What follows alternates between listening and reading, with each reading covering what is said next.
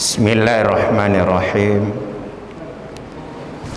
Assalamualaikum warahmatullahi wabarakatuh.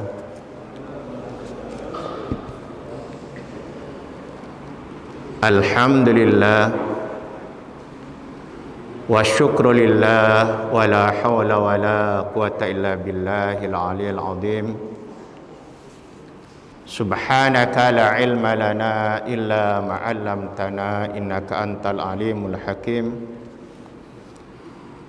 Rabbi shrah li sadri wa yassir li amri wa hlul 'uqdatam min lisani yafqahu qawli. Allahumma salli ala sayyidina Muhammad taj'aluna min ahli ilmi zahiran wa batinan wa nahsyuruna bi'ibadika salihin fid dunyana wa ukhrana wa ala alihi wa sahbihi wa sallim. Subhanaka la ilma lana illa ma 'allamtana innaka antal alimul hakim. Rabbi yassir wa la tu'assir, Rabbi tammim bi khair. Qala al-musannif rahimahullahu ta'ala wa nafa'ana bihi wa bi ulumihi wa bi barakatihi fid dharaini amin ya rabbal alamin. Alhamdulillah, kita merafakkan setinggi-tinggi kesyukuran kehadirat Allah Subhanahu wa taala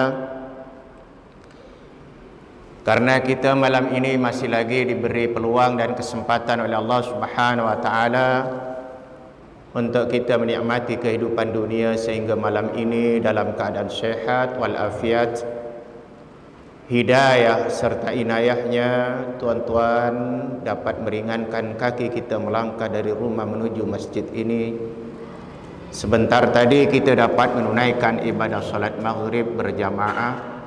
Semoga ibadah salat kita diterima oleh Allah Subhanahu wa taala dan akan dibalasnya kelak di hari akhirat dengan balasan syurga. Amin. Salawat dan salam semoga senantiasa tercurahkan kepada junjungan kita Nabi besar Muhammad sallallahu alaihi wasallam, kepada keluarganya serta para sahabat dan juga tabi'in. Marilah kita perbanyakkan ucapan Allahumma shalli ala Sayyidina Muhammad. Semoga kita nanti pada hari kiamat ketika dihimpun di mahsyar Allah Subhanahu wa taala, kita akan mendapatkan syafaat baginda Rasulullah sallallahu alaihi wasallam yang sangat-sangat kita harapkan syafaatnya, karena pada ketika itu tidak ada syafaat melainkan syafaat daripada baginda Rasulullah sallallahu alaihi wasallam. Tuan-tuan yang dikasihi Allah, sambil kita menunggu waktu salat Isya, mari kita i'tikaf. Kita teruskan lagi pengajian kitab At-Tadhkirah fi Ahwalil Mauta wal Umuril Akhirah. Peringatan tentang kematian dan juga alam akhirat. Karena kita semua akan menuju ke sana itu pasti. Hanya menunggu tibanya masa atau ajal kita yang telah ditetapkan oleh Allah Subhanahu wa taala sampai. Maka kita akan semua kembali kepada Allah Subhanahu wa taala karena kita adalah milik Allah dan pastinya akan kembali ke sana. Dan jika sampai di sana nanti, semua apa yang kita perbuat di dunia ini, umur kita, masa muda, harta, semua akan dipersoalkan, diminta pertanggungjawabannya di hadapan Allah Subhanahu wa taala. Tuan-tuan yang dikasihi Allah, pada minggu yang lepas saya telah menjelaskan tentang tanda-tanda kematian yang disampaikan oleh malaikat maut. Di antaranya uban di kepala, sakit, tenaga sudah berkurangan, maka itu adalah merupakan peringatan bahwasanya kita sudah dekat ajal kita, kematian kita. Mentelabih bayi pengak janik maupun kemunting. Pengak telur pun mendak janik, lagi janik. Lagi dekat untuk kita pergi ke sebelah tu.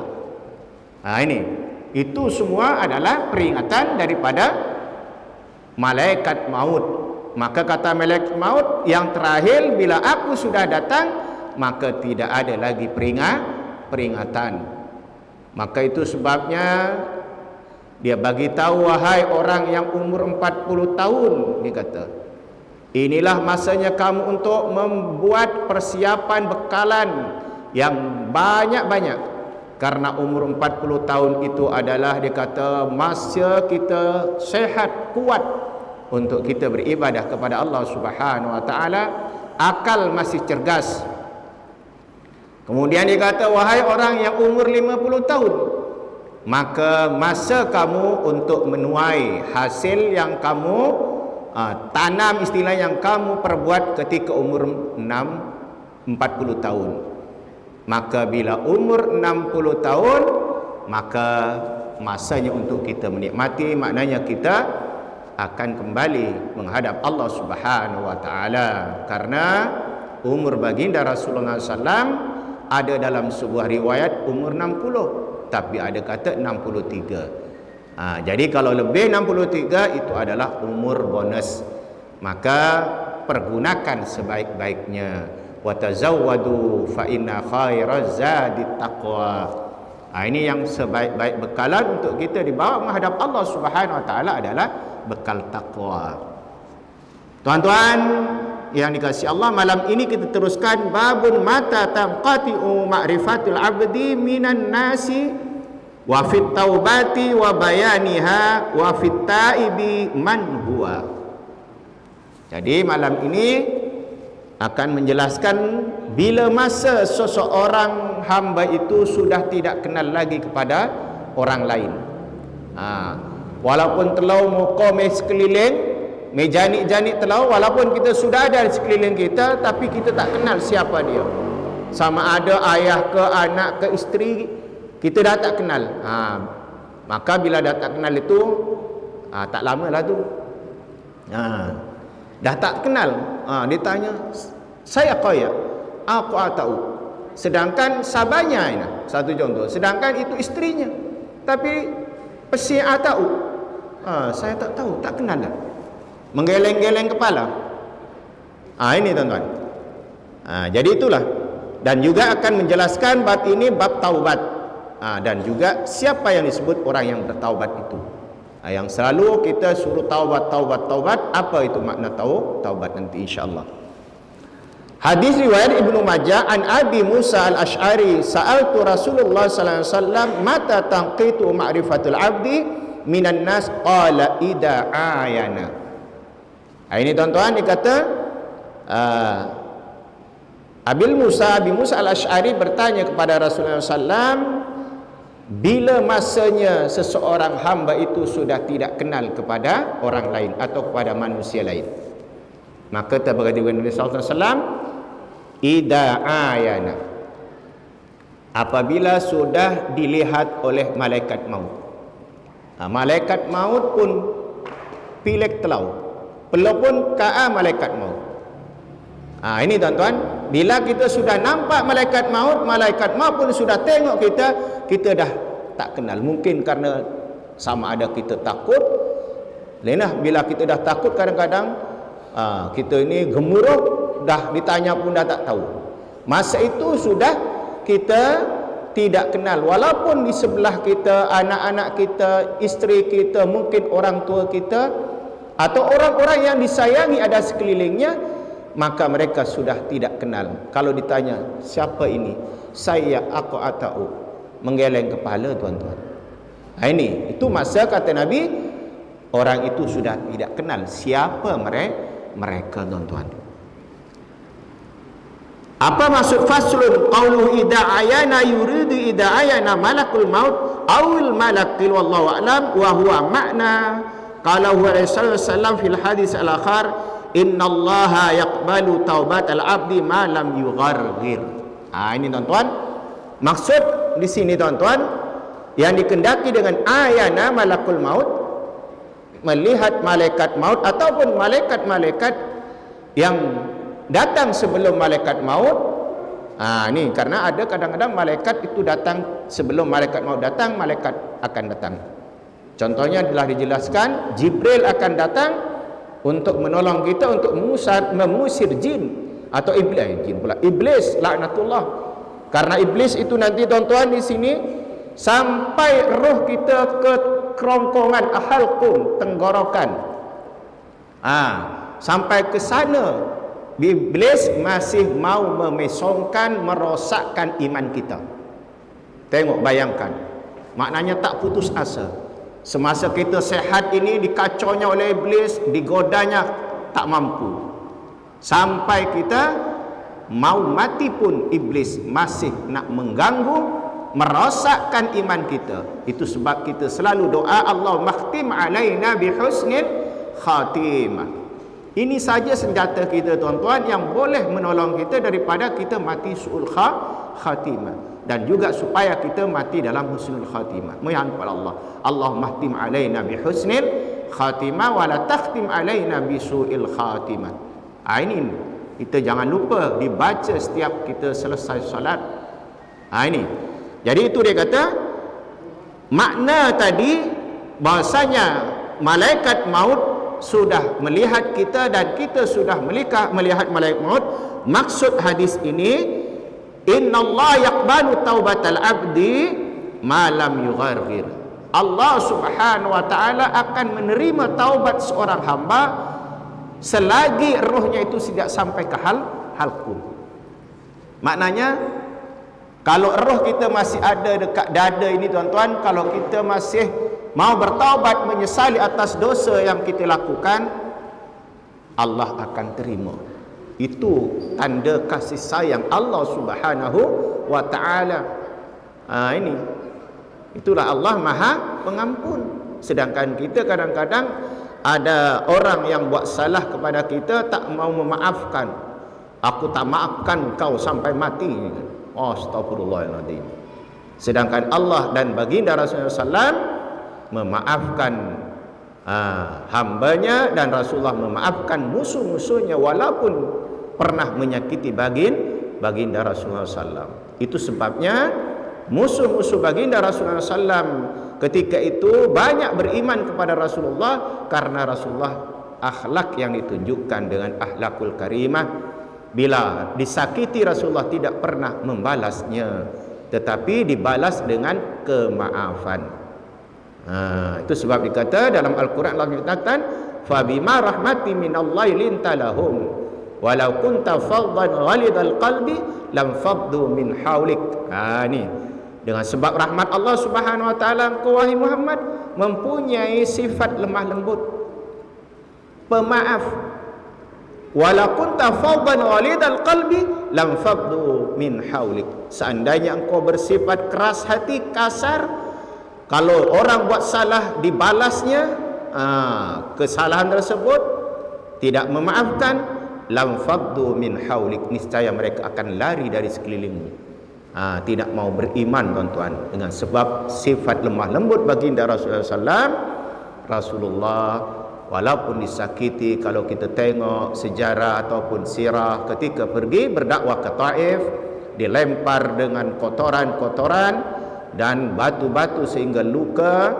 Bila balik ke rumah, Sayyidatina Fatimah menangis tuan-tuan, karena Rasulullah yang dihina, diusir oleh orang-orang Taif.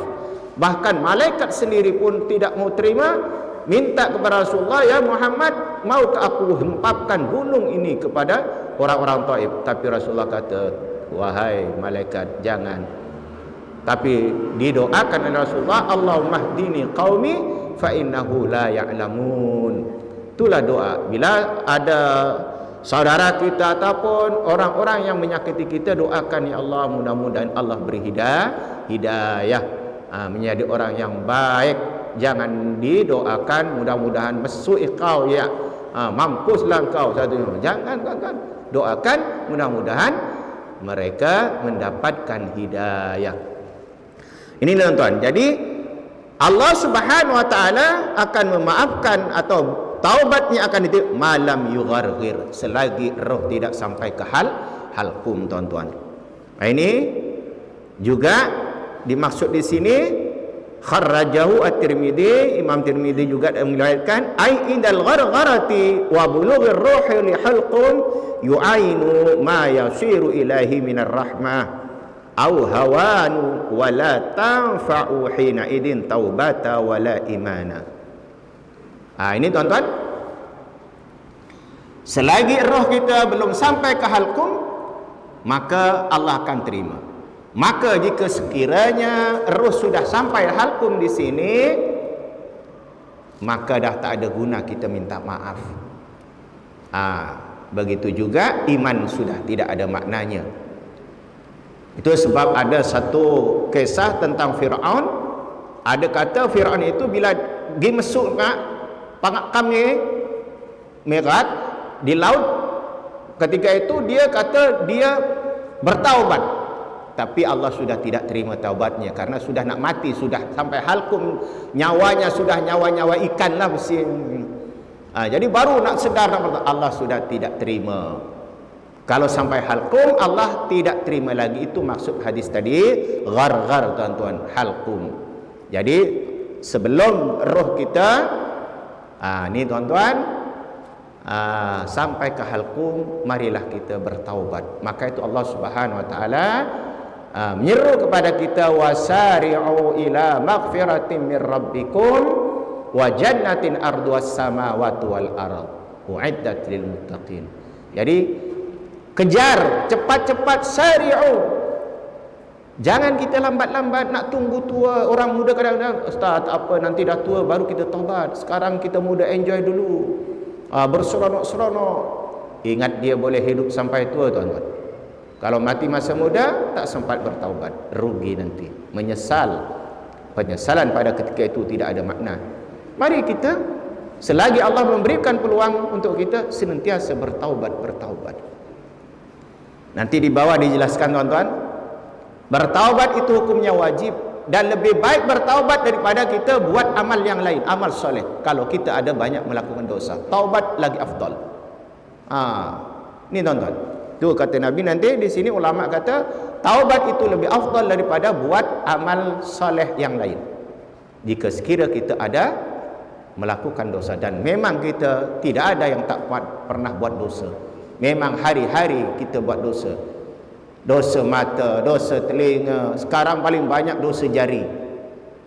Jari kita ni banyak buat dosa karena Facebooknya, WhatsAppnya memfitnah, mengumpat dan macam-macam. Kadang-kadang kita pun main baca-baca, forward, share, sedangkan kita sendiri tidak tahu apa yang dia tulis dalam itu benar atau salah. Kita tiba-tiba main forward ataupun share. Ini tuan-tuan, ini paling banyak buat dosa hari ini jari kita melalui gadget kita, telefon ini tuan-tuan. Jadi telefon itu ada kalanya membawa kebaikan dan juga kebanyakan membawa kepada keburukan, membawa ke neraka tuan-tuan. Ini itulah di sini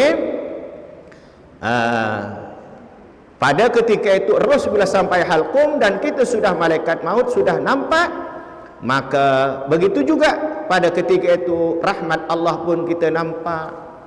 Karena bila orang yang nak mati itu Allah tunjukkan semua tempat kita ke mana, dosa-dosanya semua Allah tunjuk dulu. Dia ditayang balik tuan-tuan. Ustaz sempat ke 1 jam ataupun ketika itu sempat tuan-tuan. Macam kita slide dia semua nampak. Dosa kita, amalan-amalan kita semua nampak tuan-tuan. Itu sebab itulah ketika mati ada orang yang senyum. Kata cerita Piramli, orang mati senyum juga kah? Ni kata. Ada tuan-tuan. Ada yang juga menangis, ada yang juga matanya terbelalak, macam-macam lah kalau tengok. Karena pada ketika itu amalan-amalan kita yang baik dan yang buruk Allah tunjuk semua. Di mana tempat kita pun Allah tunjuk. Ini.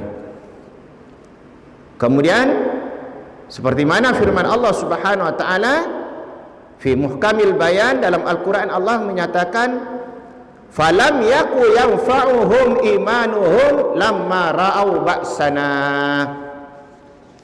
Jadi dia kata di sini, maka iman mereka ketika mereka telah melihat adab kami, yakni adab Allah SWT yang ditunjukkan pada ketika itu, tidak berlaku lagi bagi mereka. Maknanya iman pun sudah tidak diterima, ditolak.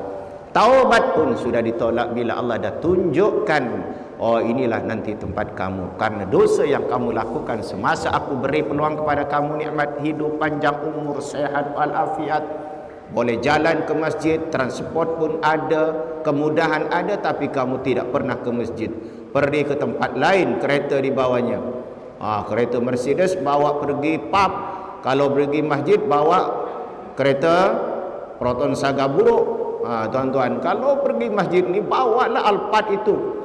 Ini kereta Proton tahun 90 berapa tu dibawanya. Bukan tak boleh. Yang bagus-bagus itulah bawa untuk kita menghadap Allah Subhanahu wa taala, biar menjadi saksi nanti di hadapan Allah. Rezeki yang Allah beri kepada kita, beli kereta Alphard, Ferrari, bawalah ke masjid. Tapi masalahnya masjidnya tak ada parking.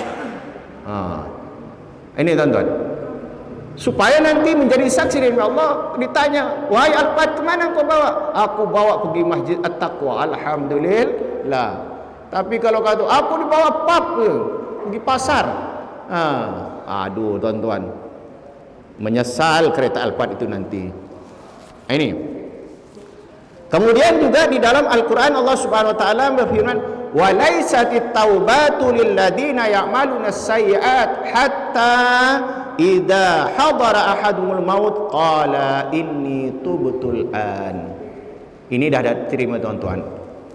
Maka taubat itu tidak diterima bagi orang-orang yang melakukan dosa sehingga mereka apabila sudah dekat dengan kematian baru kata aku bertaubat sekarang. Maka Allah tidak terima tuan-tuan. Ini. Jadi sebelum ajal kita diambil oleh Allah Subhanahu Wa Taala, maka marilah kita segera bertaubat. Maka dalam keterusan ayat ini tadi, walalladzina yamutuna wa hum kuffar, ulaika adadna lahum adaban alima. Jadi orang-orang yang mati dalam keadaan kufur kepada Allah Subhanahu Wa Taala, bagi mereka disediakan oleh Allah a'tadna lahum adzaban alima. Allah sediakan adab, siksaan yang sangat pedih. Kita tidak mampu untuk kita menahan sakitnya, pedihnya adab api neraka tuan-tuan. Maka itu di sini tuan-tuan, fattaubatu mabsutatul lil abdi hatta yu'ayina qabitul arwah. Jadi Allah Subhanahu Wa Taala ini telah membuka luas-luas pintu taubatnya kepada hambanya yang mau kembali kepadanya, yang mau bertaubat dengan taubatun nasuha. Maka Allah Subhanahu Wa Taala berfirman dalam Al-Quran dalam surah Tahrim, ya ayyuhalladzina amanu tubu ilallahi taubatan nasuha asa rabbukum ayyukaffira ankum sayiatikum wa yudkhilakum jannatin tajri min tahtihal anhar. Jadi ini seruan Allah Subhanahu Wa Taala, wahai orang-orang yang beriman, walaupun kita beriman tuan-tuan masih ada lagi banyak melakukan kesalahan, tubu ilallahi taubatan nasuha, bertaubatlah kepada Allah dengan taubat nasuha, taubat yang betul-betul. Nanti akan diterangkan syarat-syarat taubat. Jadi taubat yang betul-betul, bersungguh-sungguh, yang ikhlas, bukan hari ini taubat, esok buat lagi, esok taubat, esok buat dosa lagi. Itu namanya taubat olok-olok, menipu, nak tipu Allah. Bila dah taubat, kita berjanji tidak akan berbuat lagi dan tidak akan mengulanginya lagi. Maka itu sebab taubat bagi seorang hamba ini terbuka luas. Allah Maha Pengampun. Maka kesempatan Allah berikan kepada kita ini, mari kita gunakan untuk bertaubat, menghapuskan dosa-dosa kita, terutama jika kita diberi peluang oleh Allah Subhanahu Wa Taala umur kita dipanjangkan masuk Ramadan yang hanya tinggal 2 minggu lagi kurang lebih memasuki Ramadan. Itulah kesempatan di bulan Ramadan untuk kita menghapuskan dosa-dosa kita. Karena Allah Subhanahu wa taala tiap malam di bulan Ramadan berfirman, tuan-tuan, hal min sa'ilin fa'utiya su'lahu, barang siapa yang meminta Allah akan bagi pada malam itu. Wa hal min ta'ibin fa'atubu ilaih, dia kata siapa yang nak bertaubat Allah terima taubatnya. Hal min mustaghfirin fa'aghfara lahu, barang siapa yang beristighfar Allah terima istighfarnya. Itu offer di bulan Ramadan, tuan-tuan. Rugi jika sekiranya kita tidak bertaubat. Maka itu sebab di dalam puasa Ramadan itu disebut dalam hadis Nabi, man shoma ramadhana imanan wahtisaban ghufira lahu ma taqaddama min dambihi. Barang siapa yang berpuasa pada bulan Ramadan karena iman dan mengharap ridha Allah, mengharapkan ganjaran pahala dari Allah, ghufira lahu ma taqaddama min dambihi, Allah akan hapuskan dosa-dosanya yang lalu, tuan-tuan. Jadi rugi kalau di bulan Ramadan tidak kita gunakan kesempatan Allah Subhanahu wa taala untuk menghapuskan dosa-dosa yang kita lakukan. Bahkan orang yang berpuasa itu nanti bila selesai seperti bayi baru lahir, bersih, tuan-tuan. Ini jadi rugi. Dalam hadis yang lain juga disebut man qama ramadana imanan wahtisaban. Barang siapa yang qiyam menghidupkan malam Ramadan dengan tarawihnya, dengan tadarusul Qur'annya, dengan solat tahajudnya dan solat-solat yang lain, maka dengan iman dan juga karena mengharapkan pahala daripada Allah, ghufira lahu ma taqaddama min dambihi, sama Allah Subhanahu wa taala akan menghapuskan dosa-dosa kita, tuan-tuan. Ini kesempatan peluang yang terbaik yang kita doa, Allahumma barik lana fi sya'bana wa ballighna Ramadan. Minta kepada Allah sampaikan umur kami ke bulan Ramadan. Jadi kita gembira karena hendak menunaikan tanggungjawab kita sebagai seorang Islam untuk puasa Ramadan yang telah diwajibkan ke atas kita yang baligh. Islam baligh. Ini tuan-tuan, yang baligh-baligh, kalau anak-anak kita yang belum baligh boleh belajar tapi jangan dipaksa. Walaupun dah dekat asar nak makan bagi, jangan dimarah. Ini tinggal sikit lagi ni nak berbuka, jangan. Karena mereka tidak wajib. Tak apalah puasa setengah hari, walaupun tak ada puasa setengah hari, tuan-tuan. Puasa zuhur makan, asar pun makan. Berarti esok mungkin sampailah maghrib. Jangan dipaksakan. Ada kadang-kadang dipaksa, dimarah, nanti dia lemah, boleh jadi penyakit, tuan-tuan. Jadi kita berdosa. Bukan dapat pahala, kita berdosa. Karena mereka tak wajib. Tapi kalau yang wajib itu paksalah. Yang ni dah dekat maghrib nak makan, anak dah umur 18 tahun, itu baru ketuk kepalanya, nak makan macam budak-budak. Kemudian tuan-tuan, wadhalika inda ghargharati birruh, begitu juga di sini tidak diterima apabila ruh sudah sampai halqum. Wa inna ma yughayyiru bihi idza qata alwatin. Ini tuan-tuan, bila roh sampai kepada halqum ini, maka urat leher ini sudah putus. Yang telah sembelih sezau, urat halqum ini pengak getas masuk sezau, tuan-tuan. Maka itu sebab bila sampai halqum sini roh kita akan putus. Itu bila disebut gharghar. Jadi sudah tidak ada maknanya lagi. Walaupun akal masa itu masih sehat, nak menyesali atas dosa-dosa kita, Allah tidak terima karena urat leher sudah putus. Maknanya dah tinggal nyawa-nyawa ikan tu saja.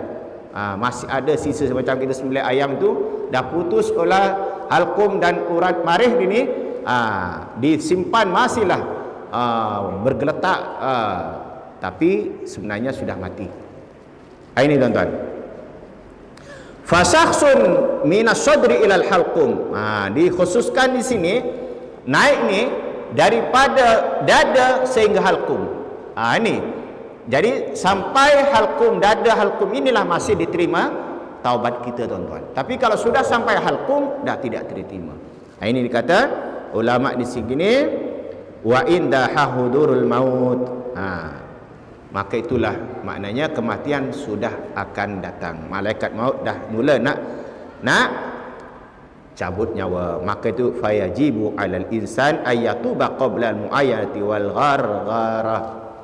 Maka itu sebabnya wajib bagi manusia itu bertaubat sebelum kita melihat malaikat maut dan malaikat maut melihat kita, dan juga sebelum roh kita ini tuan-tuan sampai ke halqum. Maka di sini tuan-tuan dia kata pendapat ulama, qala ulama'una rahimahullahu taala wa inna ma sahhat min taubata fi hadzal waqti li'anna ar-raja'a baqin wa yasihun nadamu wal azmu ala tarkil fi'li. Kalau roh kita masih antara pusat dada dengan halkum, ini kata ulama masih sah, boleh diterima taubatnya pada waktu itu.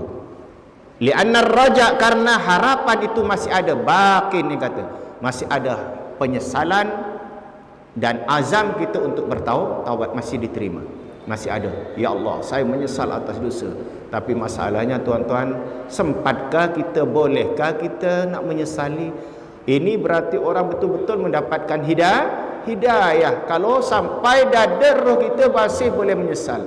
Sedangkan ketika kita diberi nikmat sehat walafiat, sedar, tapi kadang-kadang tidak mau bertaubat walaupun diberinya peringatan-peringatan, diajaknya pergi masjid, diajaknya suruh solat, kadang-kadang tidak mau. Apatah lagi roh sudah sampai dada, tuan-tuan. Tapi kalau orang itu mendapatkan hidayah, walaupun di saat-saat akhir, insya-Allah masih boleh bertaubat, alhamdulillah. Sedangkan kita ini masih khawatir, walaupun sudah sembahyang, puasa, baca Quran, banyak sedekah, takut di ujung penghabisan hayat kita ini tak boleh mengucap la ilaha illallah. Ini tuan-tuan. Apatah lagi kita yang tak buat langsung amal soleh. Macam mana kita boleh yakin kita boleh bertaubat pada ketika itu? Tapi tidaklah mustahil kalau Allah Subhanahu wa taala memberikan hidayah. Ini berarti orang itu memang orang yang dipilih oleh Allah Subhanahu wa taala supaya tidak masuk neraka, tuan-tuan. Jadi di akhir-akhir hayatnya pun boleh menyesali atas kesilapannya, atas amal yang mereka, perbuatan dosa yang mereka lakukan. Maka ini dikata waqila al-makna yatubu ala qarbin ahdi minad dambi min ghair israr. Jadi maknanya taubat itu diterima oleh Allah Subhanahu wa taala atas dosanya walaupun sudah dekat dengan kematian. Tetapi dia kata ulama, wal mubadiratu fi sihhati afdalu wa al-haqqu li amlihi min al-amali salih wal ba'du kulli ba'dil maut. Ini tuan-tuan, bersegera semasa kita sehat ini itu lebih afdal kita bertaubat, okay, tuan-tuan, daripada ketika kita sudah sakit. Dah sakit baru nak taubat, tapi alhamdulillah diterima juga. Tapi kalau sehat itu kita nak taubat kepada Allah, itulah afdal, lebih baik kita segera bertaubat. Karena kata ulama wa al-haqqu li amlihi minal amali salih, karena bertaubat di masa sehat itu lebih baik daripada buat amal saleh. Kalau dua-duanya, kalau seandainya nak pilih, tuan-tuan, mana kita nak buat taubat ke buat amal soleh? Baca Quran satu contoh, solat sunat ke satu contoh, taubat. Tapi kalau dua-duanya, taubat dan buat amal soleh, itu lagi bagus. Ini tuan-tuan, jangan bila dah nak sakit baru nak sadar nak bertaubat. Dah tak boleh jalan ke masjid, ada angan-angan, ada aku nak pergi masjid, tapi aku dah tak larat dah. Dulu masa sihat tak mau melangkah ke masjid. Alhamdulillah masih ada azab untuk ke masjid. Takut nanti sampai kita innalillahi wa inna ilaihi raji'un, tak ada azab untuk pergi ke masjid. Ini tuan-tuan, kadang-kadang kita tengok ada seseorang itu mungkin sama ada suami ke atau istrinya ke yang sakit atau atuknya, dia sanggup tolak pergi ke mall tuan-tuan pakai kursi roda. Kenapa dia tak boleh tolak pergi ke masjid suruh sembahyang duduk atas kursi? Satu contoh. Pergi pasar dia boleh bawa, pergi masjid tak bawa. Isteri saya sakit, ustaz tak boleh bawa. Tapi bila pergi pasar dibawa pula. Pergi masjid tak bawa. Inilah tuan-tuan, kadang-kadang kita nak bertemu dengan Allah dia tak bawa, nak jumpa dengan syaitan bawa pula. Betul kan? Karena pasar itu tempat syaitan. Masa tak mengizinkan. Ini tuan-tuan. Jadi itu sebab tadi masa sehat itu lebih baik bertaubat sedikit daripada kita dah mula dekat dengan kematian. Wa amma ma kana qabla al-mauti fa wa qaribun. Jadi sebelum dekatnya kematian, maka itu tuan-tuan, kita Allah beri peluang kita sihat walafiat, boleh berjalan, mari kita gunakan kesihatan kita untuk bertaubat kepada Allah dan juga untuk kita berjalan pergi ke masjid, ke majlis-majlis ilmu. Jadi kiranya cukup saja, isyarah sudah bunyi. InsyaAllah nanti tuan-tuan akan dijelaskan di sini minggu hadapan kalau Allah masih memberi kesempatan kita, iaitu tentang lamma habata iblis. Iblis akan datang untuk mengganggunya ketika roh kita sampai halqum pun dia datang turun mengganggunya, insyaAllah dengan macam-macam tawaran. Walaupun iblis datang untuk mengganggu, Allah pun berjanji kepada iblis, wa izzati la ahjabal taubata an ibni adam ma lam yugharghir nafsahu. Ini Allah kata, aku tetap akan membuka luas-luas, tidak akan tutup pintu taubatku sehingga rohnya sampai ke halqum. Kalah juga iblis tuan-tuan. Ini itu kasih sayang Allah Subhanahu wa taala. Jadi kiranya cukup saja apa saya sampaikan, mudah-mudahan bermanfaat kepada saya sendiri khususnya tuan-tuan dan puan-puan yang ada, tuan-tuan yang hadir pada malam ini. Salah silap, terkasar bahasa, terkasar kata, menyinggung perasaan tuan-tuan, saya semua Allah mohon maaf. Yang baik itu daripada Allah Subhanahu wa taala, yang tak baik itu adalah kelemahan saya sendiri. Mari kita tutup dengan tasbih kafarah dan surah subhanakallahumma bihamdika asyhadu an la ilaha illa anta astaghfiruka wa atubu ilaik. Bismillahirrahmanirrahim. Al 'asr innal insana lafi khusr illa alladhina amanu wa 'amilus solihati wa tawassaw bil haqq wa tawassaw bis sabr. Assalamualaikum warahmatullahi wabarakatuh.